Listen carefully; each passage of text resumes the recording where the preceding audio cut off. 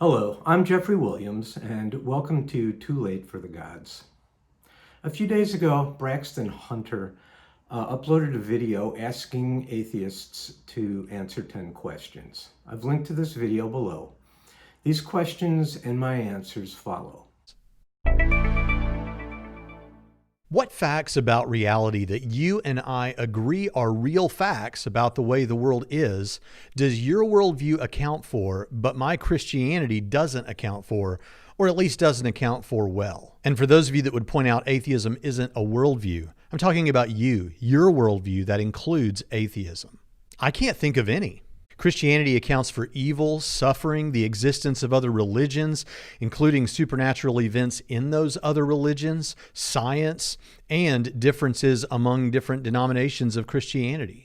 But I can think of many things that the most common worldviews that include atheism don't answer as well as I think Christianity does. Like universal supernatural claims, universal religious experiences, free will, morality, near-death experiences, beauty, the rapid expansion of the early church, the events surrounding the life and death of Jesus of Nazareth, and our shared longing for purpose and meaning. So what is it that Christianity doesn't answer as well as your worldview? This is a fuzzy question, resting on possible equivocation of the word explain. One can contrive a story that takes into account all relevant facts, but is that what we generally mean by explanation? Or does explanation require objective evidence to actually explain how something comes about? Certainly, various ancient myths explain creation and cosmic evolution in the former sense, but do we give them the same seriousness as cosmology based on the laws of nature following the Big Bang? Do we think a claim that a metaphysical creator created light, the earth, and water before he created the stars to be the equal of an explanation that says gravity pulled together hydrogen atoms, which coalesced into stars that, through nuclear fusion, formed heavier elements, which dying stars spewed into space, and which themselves coalesced through gravity into planets? Hunter asks us to answer according to our own personal worldview. Okay. I would characterize mine as non-reductionalist physicalist, whose approach primarily takes on a Heideggerian inquiry into being. So what does that really mean? First of all, it means I reject anything beyond physical reality on the grounds of lack of evidence and the limits of human epistemology to ever know such a thing. Second, it means that I respect science within its proper limits, but believe aesthetic knowledge can lead to deeper truth. The last scene of Dostoevsky's Brothers Karamazov can teach us far more about morality than all the systematic philosophies ever devised. Most importantly, it means that I'm comfortable with mystery and uncertainty. In fact, I'm skeptical of any worldview that claims to answer everything. The world is endlessly mysterious, and very little is knowable to us. And when being does disclose an aspect of itself, it simultaneously conceals so much more. This is inherent from first perception, when our observation collapses superposition to perceived eigenstate, which forever conceals all other possibilities. Mystery is inevitable. It's the draw of this mystery that unites physicists, philosophers, and poets in search of truth, each in his own way. If there were such a thing as sin, it would be to decolor that rainbow mystery with false images of ghostly, otherworldly shadows. This physical universe in which we dwell will never be ultimately explained, and will offer all the mystery we can ever handle. We need not create stories of non-existent miracles from another realm. Physicality is a brute fact. It's a fool's game to look beyond it. Everything we can know will be found right here. While I freely admit my worldview leaves much unexplained, I am certain Christianity explains nothing at all. Morality is better explained through evolution and an ontological questioning of man's nature manifest in our innate sense of morality, a sensibility which we objectively see refined over the millennia. The claims of the supernatural are better explained by psychologists. Free will remains an open question, which, if it exists, might eventually be explained through quantum mind theory. Christianity and religion have cultural, political, and psychological explanations. The search for meaning can only be an aesthetic one. Christianity can explain none of that, but instead offers an imaginary mythology that competes with other equally vacuous mythologies. If your definition of atheism is merely that it's a lack of belief in God and you're just waiting to be convinced, but then you speak of him as though he's in some way synonymous with Santa Claus, the Easter Bunny, or fairies, doesn't that at least send the message to your listeners that you actually believe that there is no God? After all, these are entities and beings that you likely believe do not exist. And if your response is that you merely lack a belief in Santa Claus and don't actively believe that he does not exist, doesn't that sound a little disingenuous, honestly? The lack of belief among atheists ranges from agnosticism to total rejection and everything in between. There are those who refuse to draw any conclusion, the agnostics, and they aren't usually the ones comparing God to Santa Claus. There are others who acknowledge the inability to prove the negative of a metaphysical assertion, but still find the likelihood of a God to be as low as that of Santa Claus. I think Hunter is equivocating the term lack of belief to imply a lack of honesty on the part of atheists, when perhaps the dishonesty inheres in his question. When atheism becomes a part of someone's worldview, they typically change their positions on other issues like abortion, sexual morality, and a number of other things. I actually have several videos of well-known atheists saying that there's nothing wrong with prostitution, that they hope their children don't save themselves until marriage, and that sex workers should be put up on a pedestal no different than the military. I didn't use those here because I didn't want to seem combative to individuals, specifically the individuals who made those statements. But even if you didn't become an atheist just so you could sin, and I believe you, do you at least understand why those moves could send that message to people who might say that to you? The rejection of Christianity entails rejection of some of its strictures also. As we have refined our sense of morality, we have slowly and over millennia moved to increase empathy, tolerance of differences, respect for individuals, and the jettisoning of superstition. This results in a clear move away from biblical morality, including the rejection of slavery, genocide, the brutal killing of those who don't share biblical belief, as well as those thought to be possessed. We don't necessarily condemn all that the Bible calls sin. And a more sophisticated, nuanced understanding of sexuality is a case in point. I see sex as an extremely positive and healthy part of being human.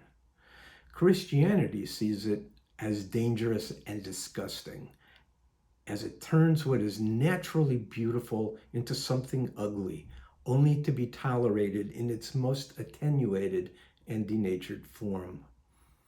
The view is rife with superstition, such as homosexuality brings about God's wrathful destruction, or strong-willed women, that is, threatening women outside the control of men, are possessed as witches.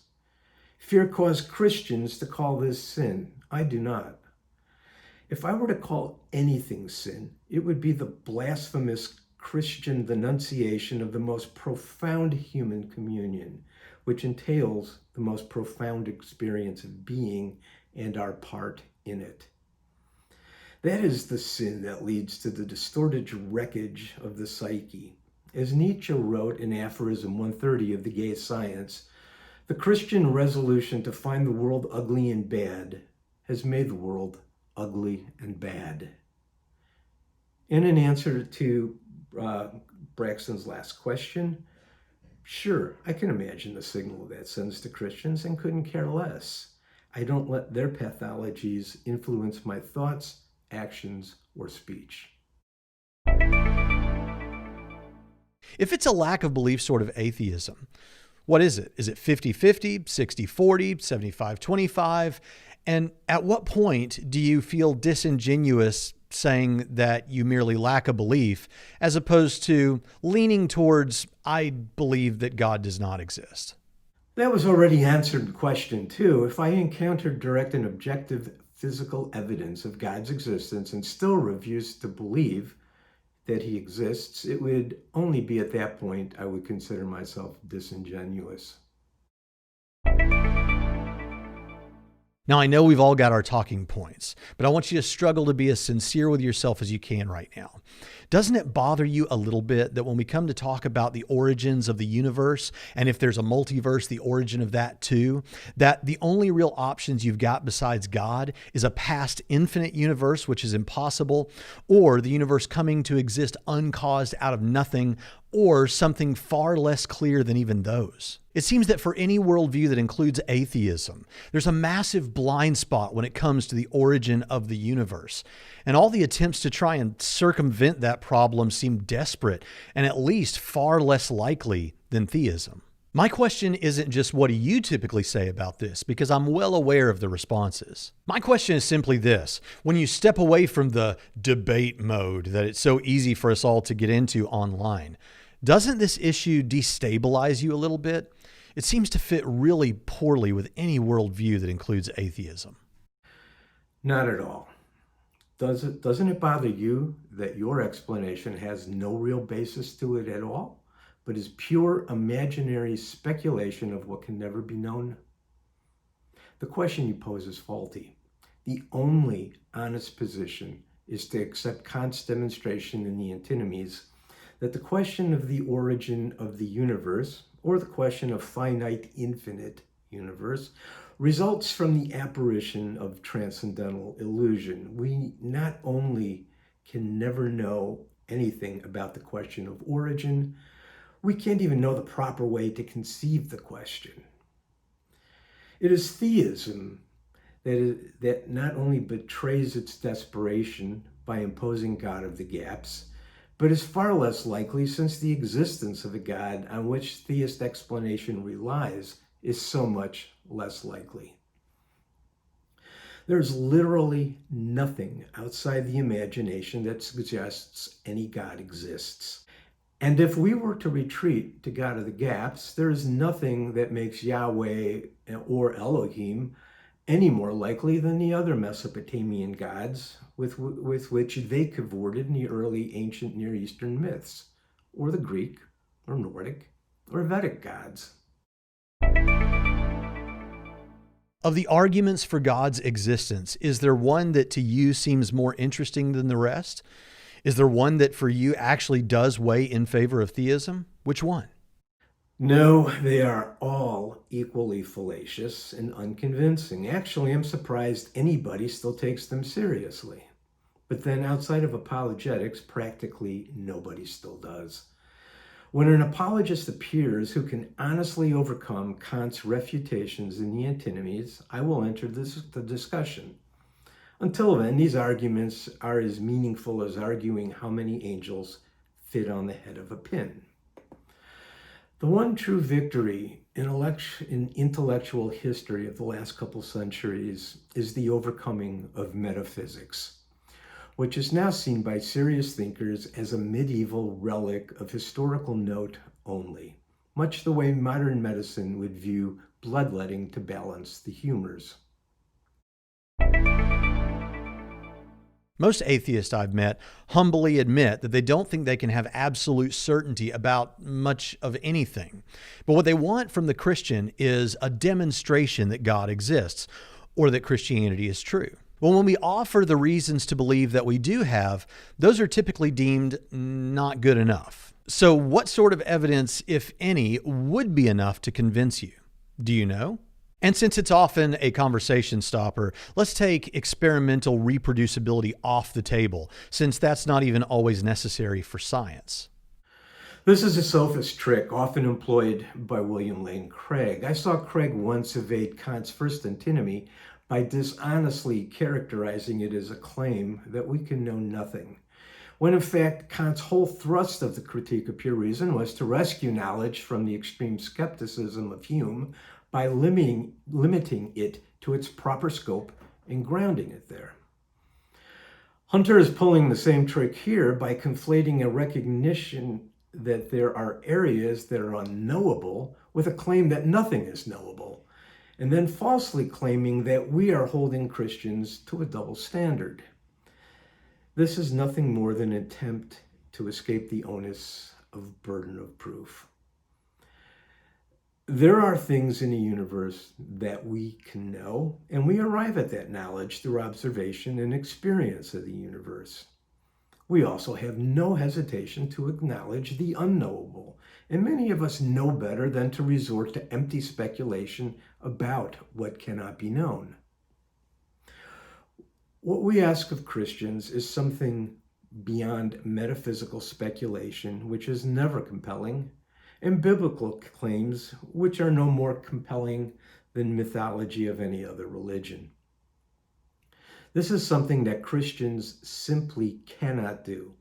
It would probably be impossible to convince me because you cannot possibly produce compelling, verifiable evidence of your God.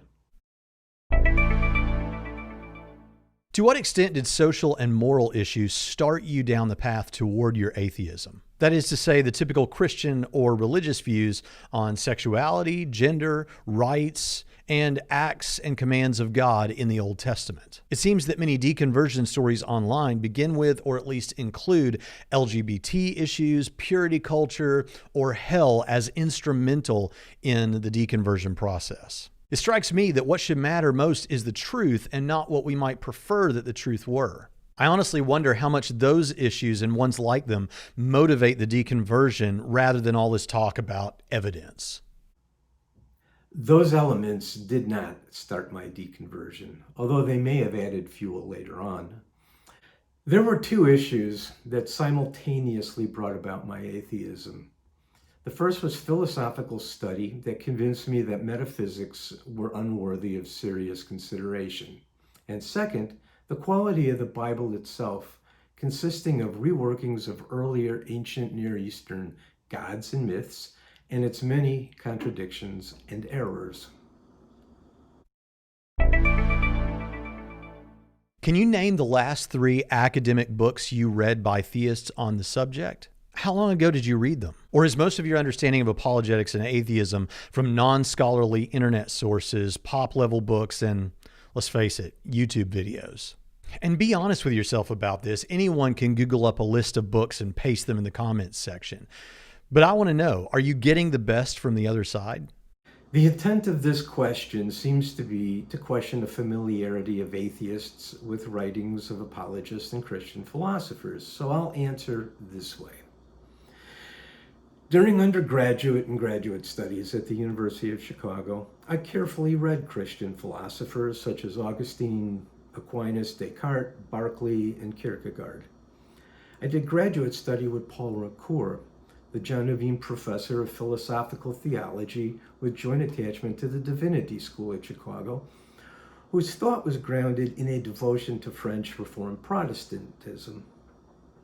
In videos on this channel, I've critiqued elements of Swinburne's epistemic justification and mind, brain, and free will. I've refuted Plantinga's Reformed epistemology as presented in Warrant and Proper Function and Warranted Christian Belief. In other forums, I've criticized Fazer's 5 Proofs of the Existence of God.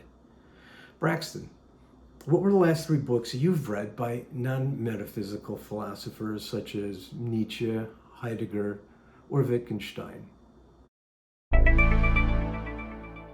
Let's finish with a pretty common one.